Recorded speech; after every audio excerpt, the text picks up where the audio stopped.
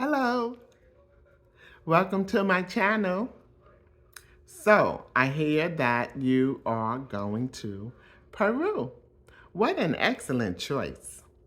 So, what you will need for Peru, you will need your passport, okay? You will need your passport. After that, you just book your flight. And once you got your flight booked, then 72 hours before departure, your airline will send you some forms to complete to get ready for your flight. And one of the forms is a healthcare form. You will need your healthcare form completed. They will ask you a lot of questions about, your health. Um, and you will also need to fill out your passport information online. So have your passport ready so you could provide, your passport number, the expiration date, all of that. And the last form, they will ask you to fill out your airline information. Okay? So that's what you will need. Now, once you have landed in Peru, just know that the altitude is real. Okay? I was affected just a little bit when I arrived to Lima. Lima is not as bad, nowhere near as bad as Cusco's. Cusco's is very bad for me. I don't know about you, but for me. So I recommend when you land in Lima, start eating the cocoa leaves. All right? Just start eating the cocoa leaves. If you eat the cocoa leaves are way more stronger eating it than drinking it. But also drink it too. Do it both ways. Eat some, drink some, eat some, drink some. But whatever you do, start preparing your body for Cusco. If you're going over to like the Inca Valley, the Sacred Valley, where it's much more higher, the altitude, and definitely if you plan on going to Rainbow Mountain. If you plan on going to Rainbow Mountain, you will want to prepare your body at least 2 to 3 days before you go so you could breathe. Because the average person is going to have difficulty with Rainbow Mountain. Machu Picchu, I did well. I didn't have any breathing issues, no dizziness, no headaches, no stomach aches. These are the normal conditions that most people have when they go over to Cusco. Okay? And when you go to Rainbow Mountain, that altitude level is even greater. My tour guide told me that he has seen people die on that mountain. That's how bad it is. And from my personal experience, I couldn't breathe. I could not breathe when I was at Rainbow Mountain. I had to have the oxygen tank on me, and I had to smell Florida water to get my breath, but I wanted to see Rainbow Mountain. So I was pushing through. But by the time I got up to the first level, I just couldn't make it. I could not breathe. I was just out of breath. I was struggling to breathe. And for the first time in my life, I understood how people with asthma feel when they having their asthma attack. Because I could not breathe. So, you have to take this very, very seriously. And my friend, she didn't have a problem with breathing, but she had a problem with headaches. She was getting headaches. And other people in my group, when they went up to Rainbow Mountain, they came back down dizzy, stomach problems, headaches. It is rough. It is really, really rough, you know? So definitely have your cocoa leaves, okay? Now make sure you take all of your cocoa leaves out of your bag because it is not legal in the United States of America. If you forget to take your cocoa leaves out of your bag and you go through the USA Customs, don't be surprised if the dogs start barking or if you get in trouble with customs. So leave the cocoa leaves in Peru. All right? And also, more things that you need to know is that bring some sunscreen.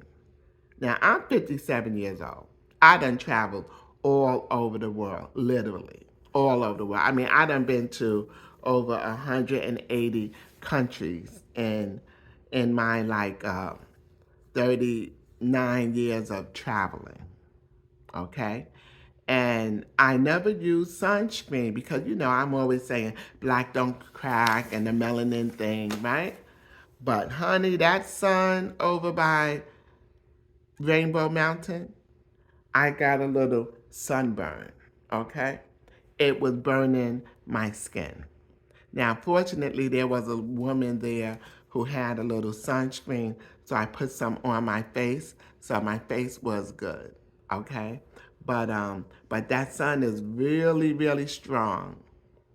And also, you want to bring lip balm. I didn't have any lip balm, but I did have some lip gloss, so that helped. So you want to bring sunscreen, you want to bring lip balm, and if you're from the United States, you could get some Florida water. They have it in the store. They have it in the Botanica. They have it in the Bodega. Bring some with you. Because when you start, let's pray that it doesn't happen to you because it doesn't affect everyone. But if you start not being able to breathe, at least you'll have your Florida water to sniff and it will open up your windpipe. Now, it does work for a very short period of time, but it's better to have it than to not have it. Okay? Now, this is all just dealing with the altitude. So, anyway, so after that, that's pretty much what I'm talking about when it comes to Peru and the altitude and what you need to keep yourself safe. And I know, we adventurous people and world travelers, we go to see certain things and we want to see it. So we will push ourselves to see it. That's what I did. I was trying to push myself to go see the Rainbow Mountain, but unfortunately, I did not make it all the way up. I got to the base, I got to level 1, well, level 2, really. I got to level 2, and that's where I stayed. I couldn't go any further, and I wasn't going to risk my life because I wanted to see God's beauty with my own eyes. So what I did, I just said, hey, let my tour guide take some pictures and videos for me so I could see it on the day that I was there. At least I know, because sometimes the rainbow will show itself out really good, the Rainbow Mountain. And then sometimes people say, oh, they really didn't see the rainbow in the mountain. But the day that I went, the rainbow was really there. And I'm going to show you guys what it looked like because my tour guide was kind enough to get me some footage. So when you get to Peru and you go to Rainbow Mountain or Sacred Valley or Inca Valley, you got to be real careful with that altitude. Machu Picchu, I was fine. I was able to climb it, go through it. I had no breathing issues, nothing. But that Rainbow Mountain kicked my butt. Okay, so um, now, I know I spent a lot of time talking about the altitude, but it's serious, okay? It's real serious. Now, let's get back to the other little things. Lima has a lot of stray cats, and Cusco's have a lot of stray dogs. And I'm not talking about little dogs, big dogs. 9 out of 10 dogs are big. They are like oversized dogs. The U.S. dogs cannot compete with the size. If you match them up, those couscous dogs are big. But come to find out, they are not really stray dogs. These dogs act like humans. They have homes, but what they do is they come out during the day and they like to meet up with their friends and hang out. They like to go to the market because the ladies feed them. And then at night, they go back home. I found that to be very, very interesting. So moving right along, when you get to Cusco, like I went during the month of July. July is considered winter. So I didn't bring any summer clothes because their winter is more like 60, 65, 67. So I bought like fall clothes and I would dress in layers, especially if you're going up to Machu Picchu and definitely Rainbow Mountain. Rainbow Mountain, you have to dress in layers. When I got to the second level, I got hot, so I started undoing.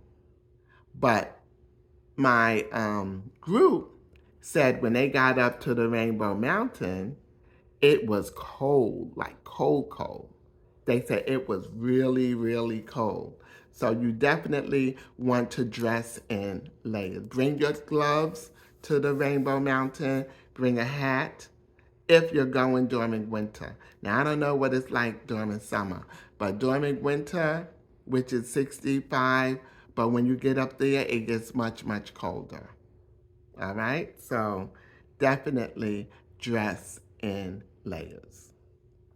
All right, so enjoy your trip to Peru, and don't forget to bring your lip balm, bring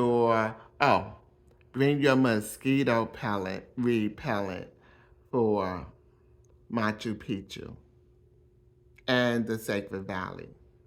Okay, I didn't get bit because I had on long sleeve shirts, but I saw some guys who was hiking, and their legs was all bitten up, but they had on shorts. They had on shorts. They had on a short sleeve shirt, and they was all bitten up. And me and my friend was like, "Wow, they really got bit." But they said they was hiking through the Inca trails, and then they came up through the back way.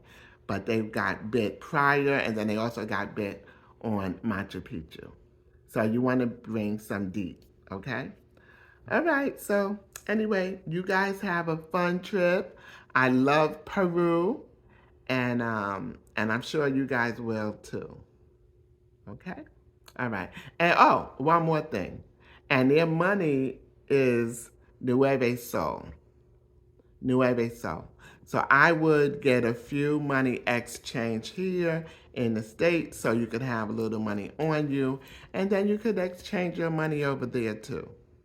But I got my money here. I always get, well, I can't say always, but I always get at least $200 worth of money exchange here in the United States before I go to any country, because I want to have some of the money when I touch down for little things like the cab ride, lunch, brunch, dinner, the first night before you start your tour. All right? So, thank you if you got this far, thank you for looking at my video, my entire video. And please give me a like, share, and please subscribe. Okay? Help your girl out. I am coming at you with some more videos from all around the world, and I'm going to give you tips. So, talk to you later. Bye.